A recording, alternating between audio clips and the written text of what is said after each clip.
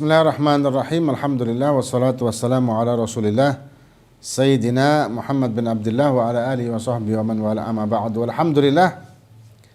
Kita melanjutkan kajian kitab Taqriyatus Sadidah yang disusun oleh Sayyid Hasan bin Ahmad Al-Kaf. Sebelumnya kita membahas tentang kemakruhan bagian yang kedua, yaitu kemakruhan ketika di dalam proses sholat kita atau dalam sholat. Sekarang ketiga, makruhat min nahiyati mukhalafati ba'di sunan au tarkiha. Kemakruhan dari sisi tidak melakukan sebagian dari kesunahan ataupun meninggalkan kesunahan di dalam sholat. Sunnah di dalam sholat itu ada dua macam. Pertama bahas sunnahnya. Ada sunnah yang namanya sunnah hay'ah, ada sunnah yang namanya sunnah ab'ad. Kalau sunnah hay'ah kita tinggal, maka kita tidak bisa menutupnya dengan sujud sahwi. Seperti membaca zikir ketika rukuk, membaca doa ketika i'tidal, itu sunnah hay'ah. Tapi kalau sunnah ab'ad, maka bisa kita tambal dengan sujud sahwi. Seperti tasyahud awal, qunut subuh, dan lain-lain. Nah, sekarang kita membahas kesunahan, kemakruhan di dalam sholat dalam hal meninggalkan kesunahan. Apa aja? Yang pertama, karena tidak semua kesunahan kita tinggalkan jadi makruh. Ya, itu jadi poin ya. Tidak semua sunnah yang tidak kita kerjakan menjadi makruh. Enggak. Yang pertama, al-israr wal jahru fi ghairi mawdi'ihima. Salat dengan israr itu berarti mengecilkan suara, bukan berbisik, tapi mengecilkan suara hingga sekiranya suaranya sendiri yang kedengaran dari telinganya. Jahr, mengeraskan suara sekiranya orang di sebelahnya mendengarkan. Nah, ketika dibalik, orang kalau misalkan ya sholat maghrib ini kan jahr, tapi dia malah israr, pelan. Ini makruh. Apalagi kalau dia jadi imam, malah bisa timbul fitnah kan. Wah, ini seorang bisa baca enggak sih kok geremeng. Kok baca Fatihahnya enggak dikeraskan padahal sholatnya sholat maghrib. Akhirnya bisa jadi fitnah kan. Ini jangan-jangan enggak bisa baca Fatihah nih orang. Jadi israr wal jahru fi ghairi mawdi'ihima. Ya. Salat zuhur dia mengeraskan suara, makruh. Gitu. Kemudian yang kedua, ilsaqu ad-tayhi bi janbayhi lidzakar. Menempelkan ini apa ya? Ini lengan atas. Lengan atas apa bahasanya ya? Ditempelkan hingga menutupi ketiaknya bagi orang laki ketika sujud. Ini makruh.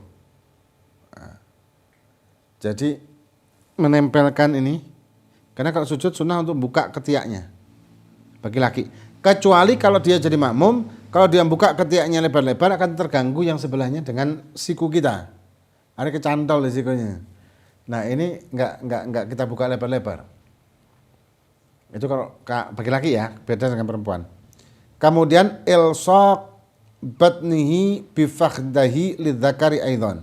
Menempelkan perutnya dengan paha. Itu bagi laki-laki hukumnya juga makruh ketika dia sujud. Beda perempuan nempelkan perutnya ke pahanya itu sunnah malah. Perempuan terus kalau sujud ininya ditutup, ini juga sunnah. Jadi lebih ke mingkup gitu ya, lebih ke cenderung mengecil gitu kalau perempuan. Kemudian kalau dia tidak melakukan itu maka jadi makruh. Yang keempat, al-jahru khalfal imam bi ghairi amin wa mastuthniya. Mengeraskan suara di belakang imam selain amin. Jadi di belakang imam dia Fatihah dengan suara keras, dia baca dzikir atau dengan suara keras, ini hukumnya makruh. Kecuali amin. Kalau amin disunahkan kita barengan dengan imam dengan suara keras. Kenapa? Karena dikatakan aminnya imam itu barengan dengan aminnya malaikat. Dan amin ini, makna amin itu sendiri adalah istajib lana, kabulkanlah ya Allah.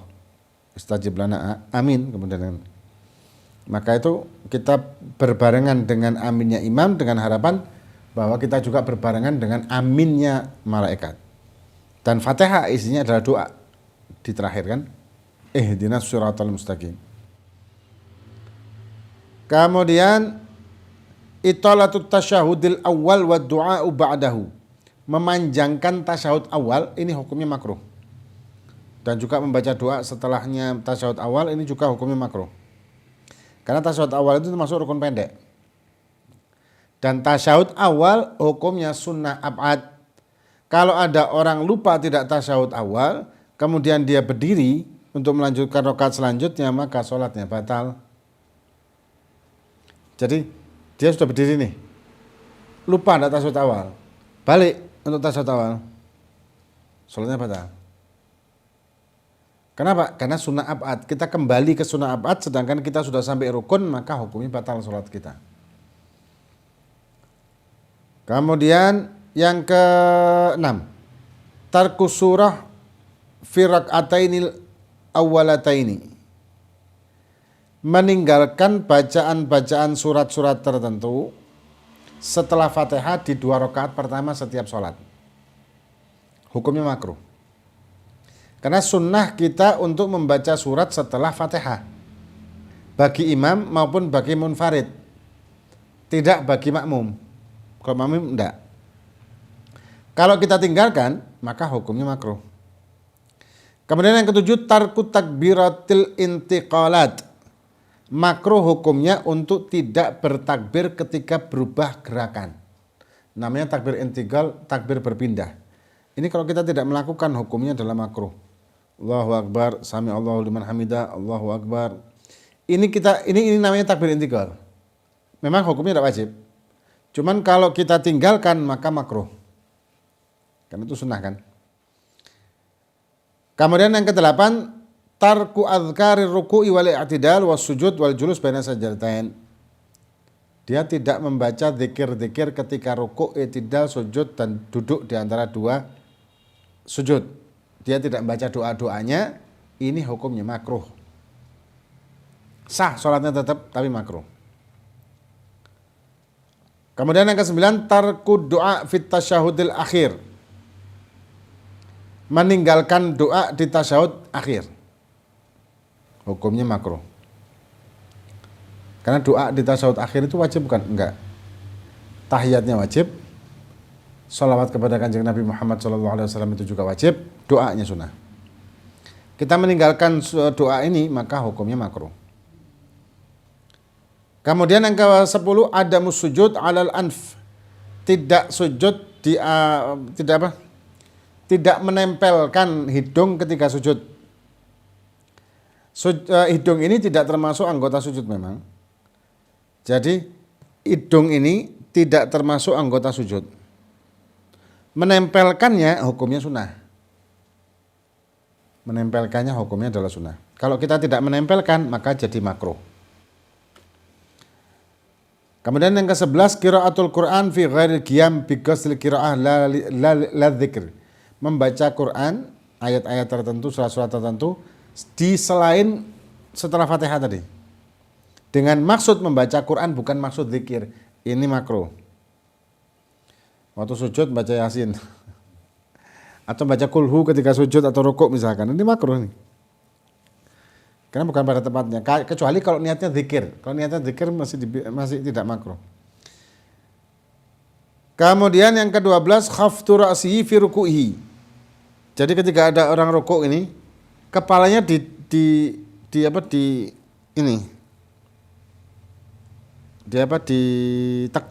kepalanya ditekuk. Jadi ini rukuk nih, rukuk begini kan. Ini kepalanya ditekuk gini. Jadi gini kepalanya. Ini makruh. Jadi kepalanya ke dalam, bukan sejajar. Jadi kepalanya itu ditekuk, bukan sejajar. Kan sunnahnya kan kepala, leher, punggung lurus. Itu sunnahnya. Kalau enggak maka jadi makruh. Kemudian satru yadaihi indal ihrami was sujud.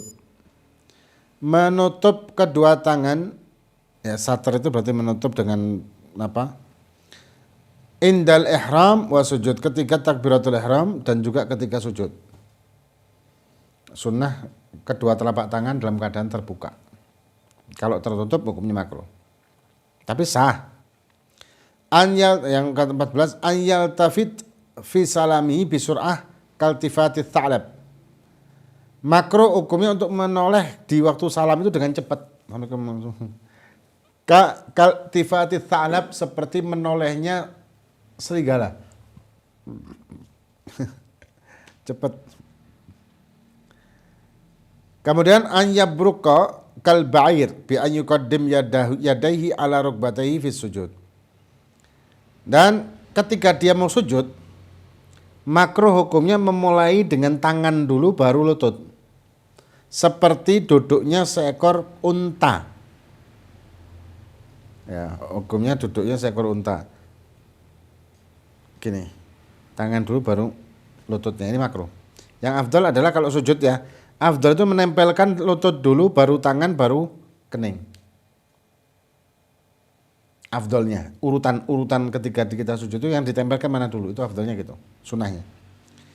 Kemudian yang ke-16 atau yang terakhir, iftirasus sabu'i kal kalb wa huwa an yada' dira'aihi al ardi fi sujud. Ini ketika sujud ini apa? Lengan atasnya ketika sujud itu ditempelkan. Siku dan lengan ini ketika sujud ditempelkan semua, ini makruh hukumnya, kan ada sujud kayak gitu. Kalb seperti seekor anjing. Ini hukumnya makruh. Nah.